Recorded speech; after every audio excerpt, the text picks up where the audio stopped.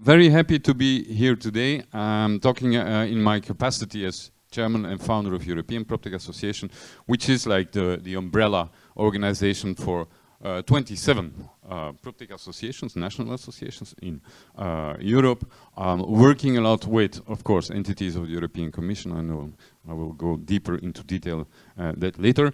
And then, of course, a lot of the big real estate companies, funds, construction companies throughout Europe. One of the most visible things that we do is the organization of the largest PropTech and construction tech competition in Europe. It's called the PropTech Startup and Scale Up Europe Awards. It's the only one promoted and supported by the European Commission. And we have about 400 to 500 participants every year, with a jury of 70 jury members coming out of 24 countries and also from the biggest companies. So if there is someone here in this room, and I need 4 people, who want to be the jury member in these prestigious awards, you can let them know. But it's really great. Good. Now, this is the top 50 of last year, because all those jury members, they select the top 50 and the top 10 and then the winner. And if I show it to you like this, you just see the names and the logos. And if I show it to you like this, it's the same companies, but showing how they contribute to the added value of a building, right? And that's what we are talking about today. Helping PropTech innovations, contact innovations, to get to a higher level of maturity. Now, what is PropTech? Everyone knows what is PropTech, right? Sometimes I present it before people who don't know anything about it. That's why I added the slide. So it's all the innovations, of course, throughout all the asset classes. What you don't probably know is that we cover them in 5 segments. And you see them there: finance and invest, design and build, market, transact, manage, operate, and live and work. And it's like following the life cycle of the building, because first you need to find the money, then you're gonna design it, you're gonna build it, you're gonna put it on the market, you're gonna operate it. And in the end, you and I, we will be living in it. Just to give you a few examples, these have been judged companies in the top 10 of 2023 by the 70 jury members. And one of them is Lego Labs. It's the first carbon negative optimized superstructure.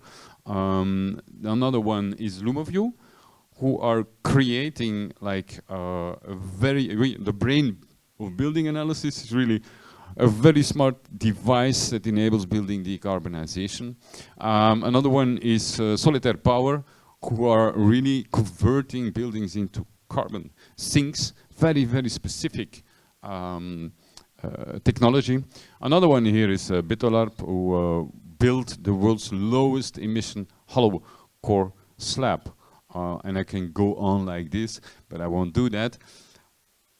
In what kind of crisis are we right now in real estate? Well, we're in a crisis because not only because of liquidity and so on, but also because there's a lot of forces hitting real estate. And when you look at how undisrupted real estate is, you just need to do a very simple thing. Look at the Fortune 500 companies who have, over the last 20 years, who went bankrupt, who is still alive. Well, half of all industries, like health and so on, have been disrupted, textile, and only construction, 85% of 20 years ago is still alive. Almost no disruption in construction. At the same time, forces are hitting real estate. We have global trends, which I call macroeconomic trends, which is the climate change, the rise in urban development, aging of the population, and so on, with the likelihood of impact on real estate. The second one are the technologies, and technologies is what we will be talking today about, which is the AI integrated BIMs, IoT, big data, and so on. A third element that is disrupting real estate is the new competition of startup scalers, but also the new competition by internet corporates who are entering the real estate industry, the Amazons and the Microsoft and the Googles. If you want it in a graphic way, on top of what I'm just saying, what is hitting real estate is all these regulations. I will come back to that in a minute. So in the end, what we are looking at is to decarbonize our building stock. And PropTech and Contact is not only about decarbonization, to be very clear, but it has become in the last 2 years the most important theme, and also in terms of investment. So we're going to have an exponential growth in new construction, and we need to retrofit all the buildings that we already have. Now this one is important. I know that you all know that greenhouse gas emissions, we are in real estate responsible for about 38 to 40% of the greenhouse gas emissions. What you probably don't know is that we need 8 trillion USD investments in climate tech to get to our goals. And the goals impose a certain number of costs. In Europe, the renovation wave will impose, with a 60% reduction of emissions by 2030, impose in fact a cost on us of 3 trillion, which is huge, right? And that's not everything, because the cost of realizing new sustainable buildings will cost us yet another 400 billion of investments per year until 2030. So how important is this? Well, it's hugely important, because the construction industry ecosystem is like almost 10% of GDP in Europe. It's huge, and it's millions of jobs, right? The renovation wave who knows about the renovation wave in Europe? You know the regulation on okay, I should talk about it just. The renovation wave in Europe is part of the Green Deal, and it foresees that we double the renovation rate of our buildings. And if we renovate from now on, we should be renovating in a green way. So the current rate of renovation is about 1.2, 1.3%, right? With some countries already at 2%. But we absolutely need to get to 3%. What is affected? Well, 220 million building units that are built before 2001, which is like huge task, but also huge opportunity, right? Because 80% of the buildings in Europe in 2050 already exist today. So we can talk a lot about, wow, great new cement, construction materials. Well, 80% already exists, so how are we going to do this? It's really a very big challenge. Now, it has a very big financial impact, and this is an important one, because the numbers that got out for 2023 show that in Europe we have a 20% decrease in value for low-performing green buildings, and we have already a 25% premium for the highest green-rated properties. And this is not going away. So why did we get to the point that we are right now? I always take the example of the phone, because you had the Nokia phone and then came the iPhone. And so why were people paying so much more for that iPhone instead of for the Nokia? Well, because it felt better and it looked better. And you know, it was built for the end user. It was not built for the maker of the phone. And it added brand new functionalities. It added brand new additional services, and in the end it catered to the need to be ever connected. So that's what we do with real estate now.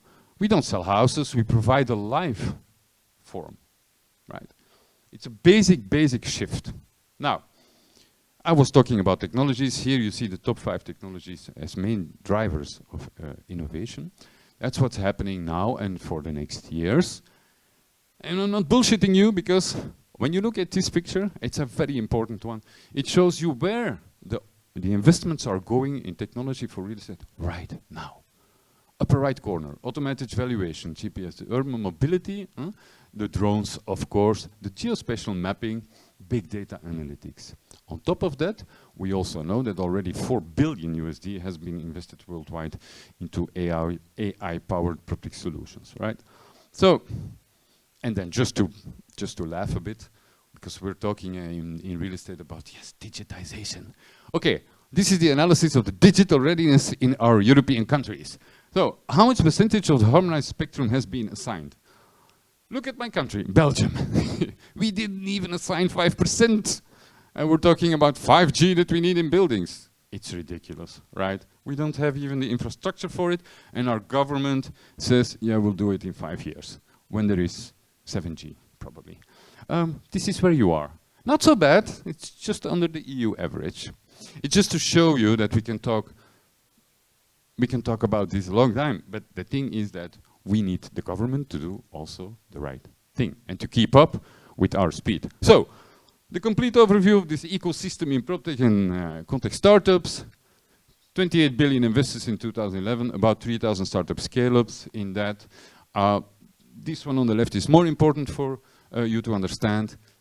It gives the categories, the numbers of startups, and most importantly, and that's the colors, you see that half of them are in an early stage, right? So 65% of them, they have just 500,000 of funding.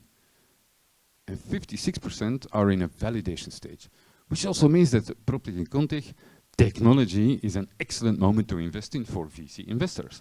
It's a very promising market.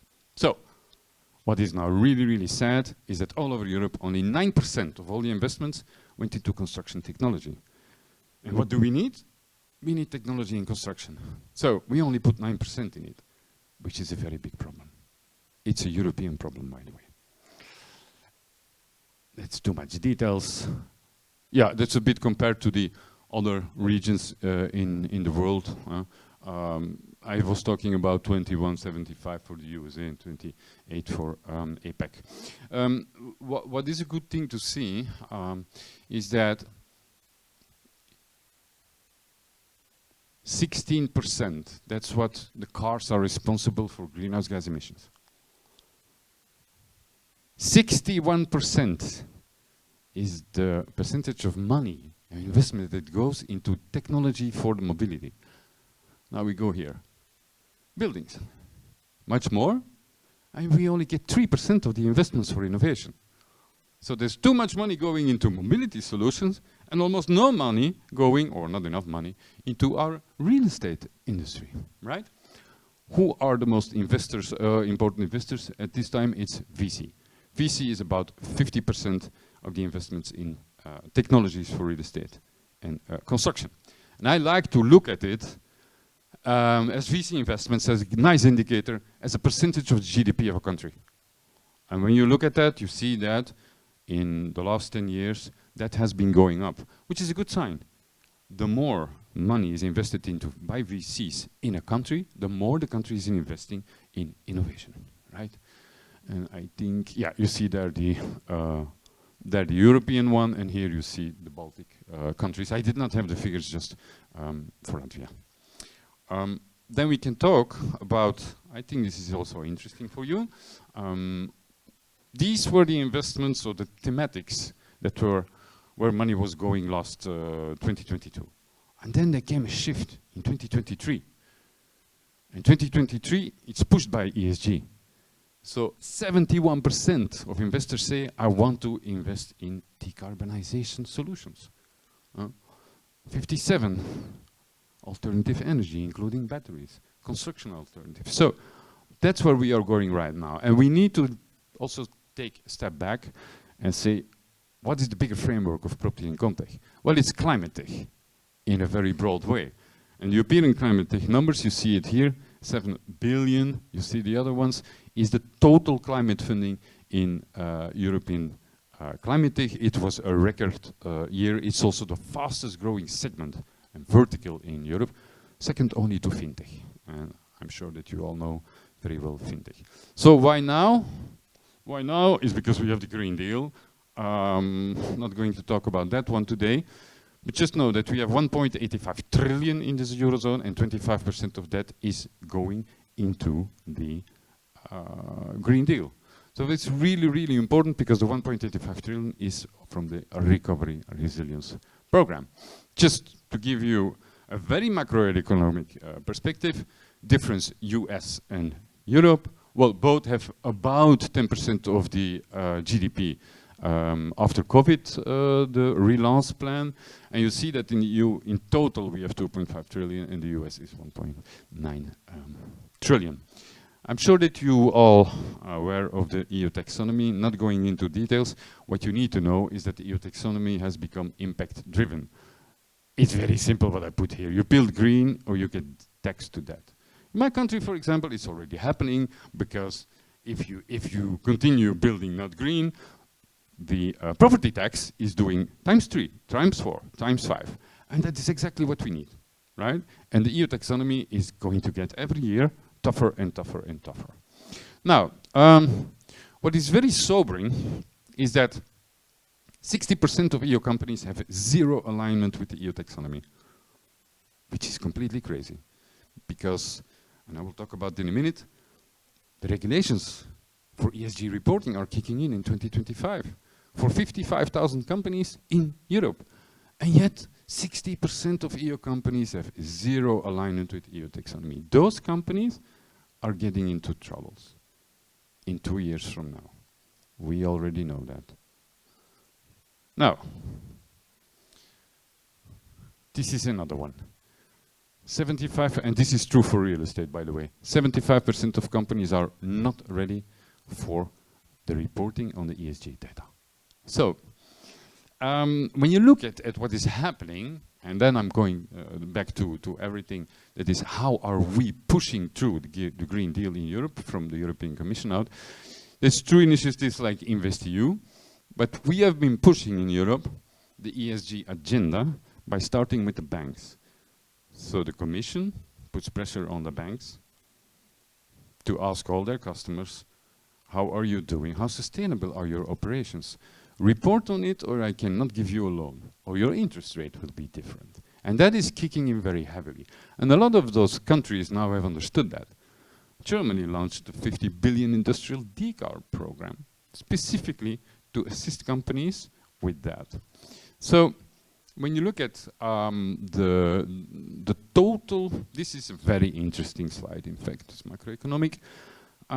These are the thematics where governments have been asking money from the European Commission, post-COVID. Construction is the only industry where all the governments have asked for money. That's from that big pocket of 750 billion of next gen. Now, what is very sad to see is that of that budget, not even half of the money has been given by the Commission to the countries. Why? Because our governments submit plans to the Commission asking a lot of billions, but the plans are not green enough.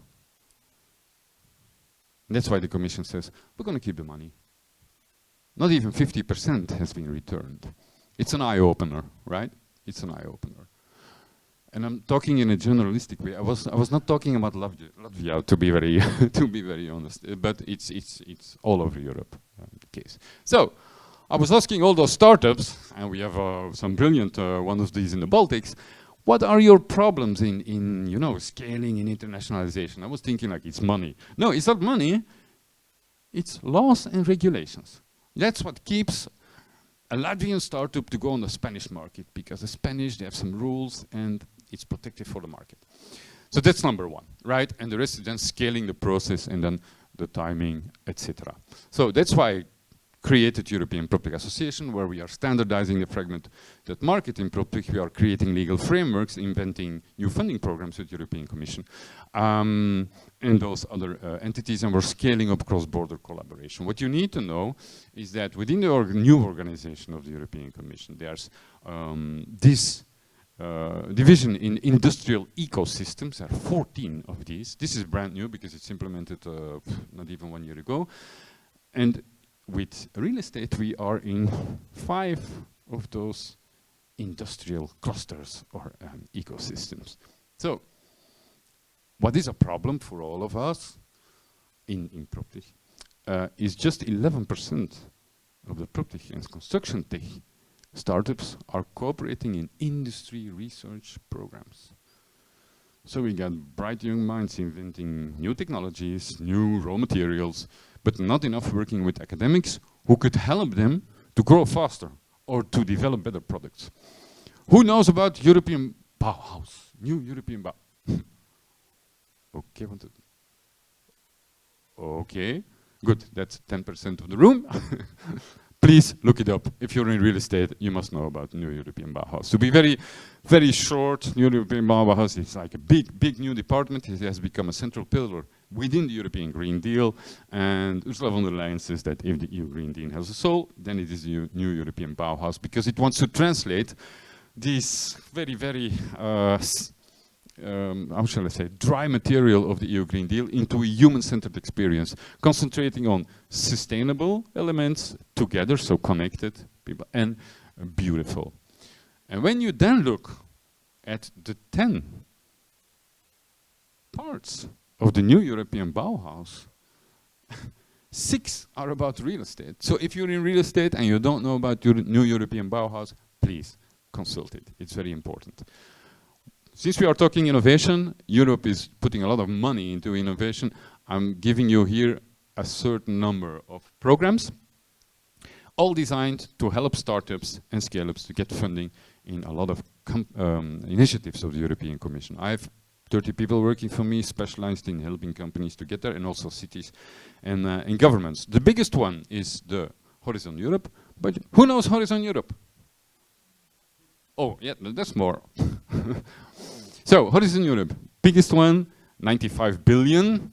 And what is very, very sad, if you're an investor and you're here in the room now in startups, you're gonna cry. I asked the 3,000 startups, have you applied to subsidies? And 85% said, no, we didn't. Because they don't know that we have brilliant programs in Europe where you can get between 100,000 and 7.5 million for your startup, okay? I'm gonna skip that one. I'm showing you here some slides that if you're in construction, you absolutely need to follow this. You need to follow what is called a transition pathway for construction, because this here is the place where they write the laws that will impact any project developer and construction company in the next 5 years, right? New laws, new visions coming out, new recommendations, and the same thing is for, and that's the implication of it, the EIC linked to, well, construction. Who knows what is the EIC? The EIC is the European Innovation Council. Its budget is, I would not say unlimited, but it's very, very big. And it has a certain number of programs where they also concentrate on digitization of the real estate and construction sector. Billions are there, ready, are being given out, and typically investing in new raw materials, for example, that takes 5, 6, 7 years before the product is developed and can go on the market. So I'm in their advisory board, so I see projects where people are inventing new ways of building blocks, cement and so on, concrete. And they get 50 million or 20 million to develop the product because it's so difficult to develop it and then scale it, of course. Just a few examples, uncalcinated clay. We have here Createras, it's a zero cement biogeostone. I have another one. I have also an investment fund in PropTech and EU. It's a 100 million fund, and this is the companies, one of the companies we invested in. It's Octave. It's a very nice example of the crossroads between mobility and real estate, because these guys, they are buying back the batteries from electric cars, electric trucks, and they're buying them back with thousands. And they make their own containers. They put like 500 or 200 batteries in one container. They add on that their technology. They put them in the basement of a building, link them to the solar panels on the roof of the building, and that thing works as a gigantic battery for the whole building. So it's a beautiful example of energy efficiency, and also of, I wouldn't even say circular, it's more than that. It's bringing a second life to the battery. So instead of being shipped off to India, the battery is being given a second life. Because if a car battery, if it's less than 85% performing, it's not good enough anymore for the car, especially when you have like weather like this. But if you take the battery and you take 100 or 200 of them, it doesn't matter if some of them are at 50% or some are at 80%, because you have enough batteries, right? So, what did we do? We got 1 million in Horizon Europe, we got 2 million from another program from the Commission, I invested 1 million, and then in the LIFE program we are getting 2.5 million for this company. If you combine in a smart way the money from different programs from the European Commission, you can get good money for the right startups. That is a bit my message. Now, something that now, another very innovative thing I did with the European Space Agency. It's a unique program, doesn't exist in the world. It's called Space for Green Construction. Look it up.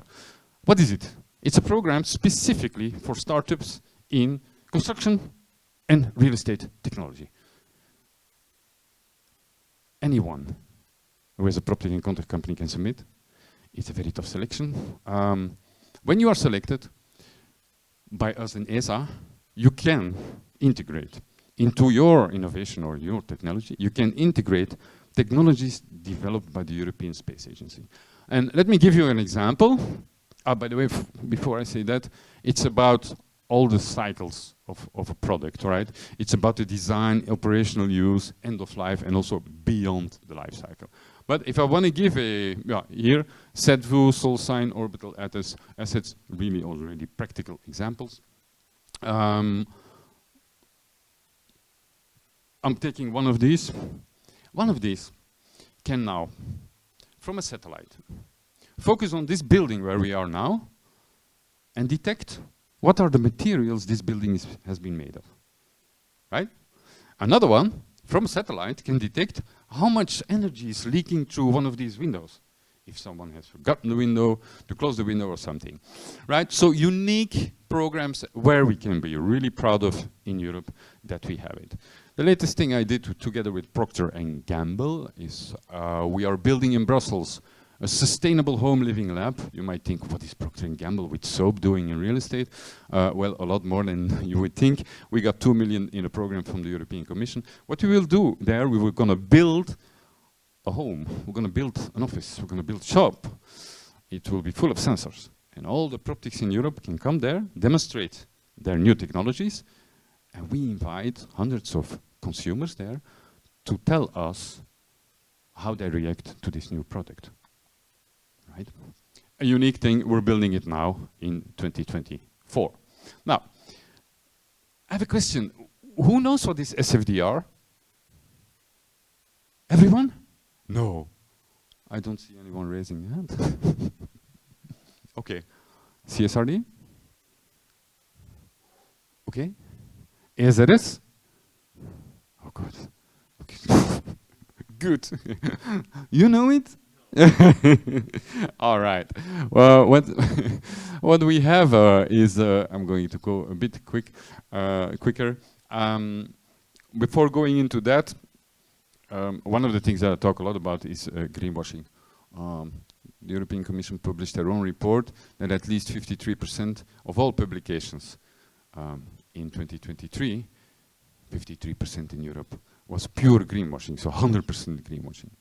And they estimate that in total, about 85% of all publications pretending, where people pretend to be green or sustainable, are intended or not intended greenwashing. So the stupid thing is that right now, people think that this is sustainability. It's crazy. And I see that image coming back. I saw it now in a very large prospectus of a bank. And everyone thinks, oh, that's a building. No, it's not. It's not sustainable, that. Look, just to build it like that, 66% more CO2 because of the heavier structure. And to put one tree on top of that, you need to cut 250 trees. There's nothing sustainable about it, right? So, I'm gonna go very quick then here, because you all know about the SFDR. It was like the first phase where the Commission was trying to establish something like a sustainable finance disclosure. Article 689.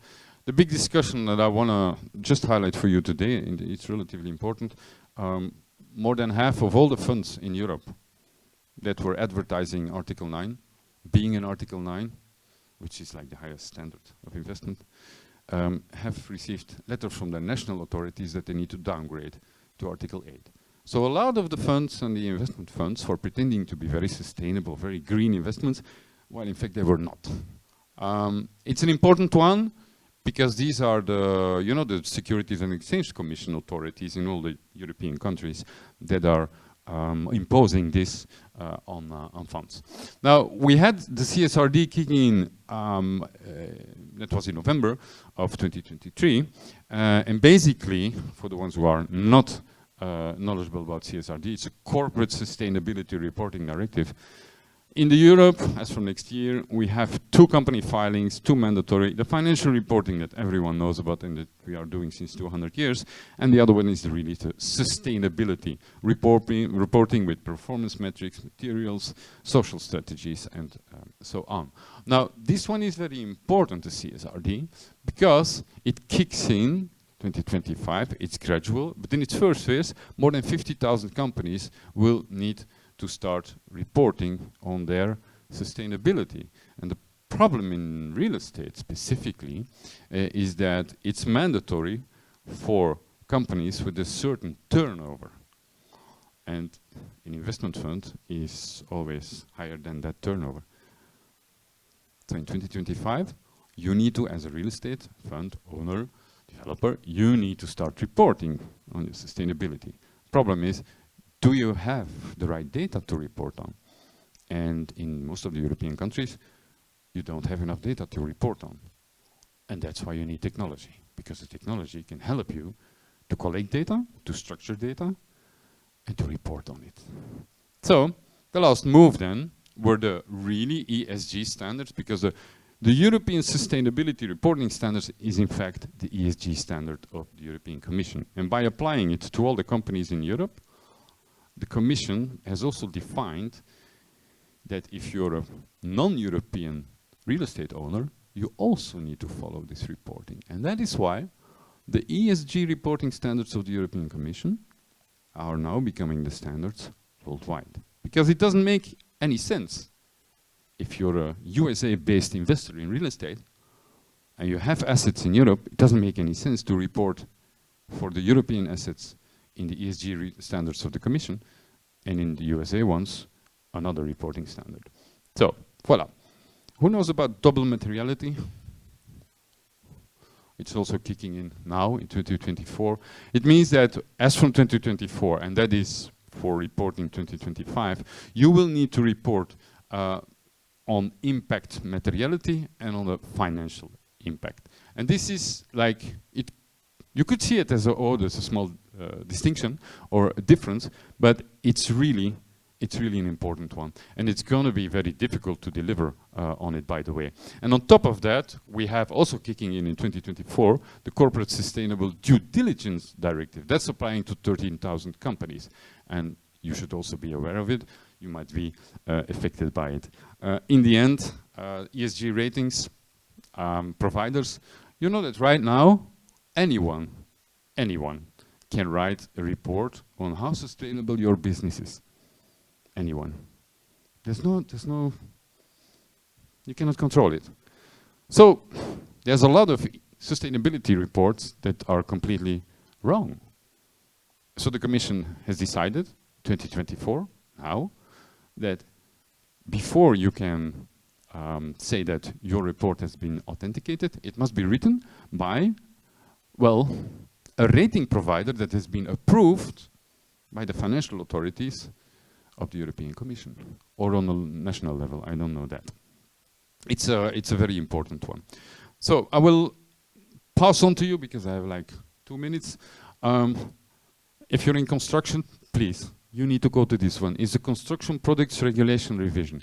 It's coming up in 2024. And it's going to impact you massively. Then in 2023, that's already started. You have the European Construction and Demolition Waste Management Protocol, right? And then the whole life cycle GSG emissions of buildings. That's much more complicated. The roadmap is only to be presented in 2024. But you should be following it because then you know at least when what will be coming. Does everyone know what is levels? You know? You know it? Yeah, well, Levels is a program, it runs it's a software.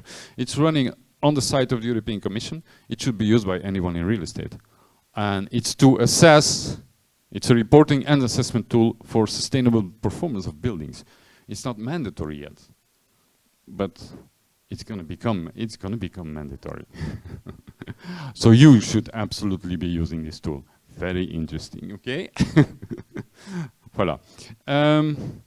I think, voila, I'm going to end here because because we have like 7 seconds. Thank you for listening, and I'm here for the rest of until 3 o'clock. Thank you.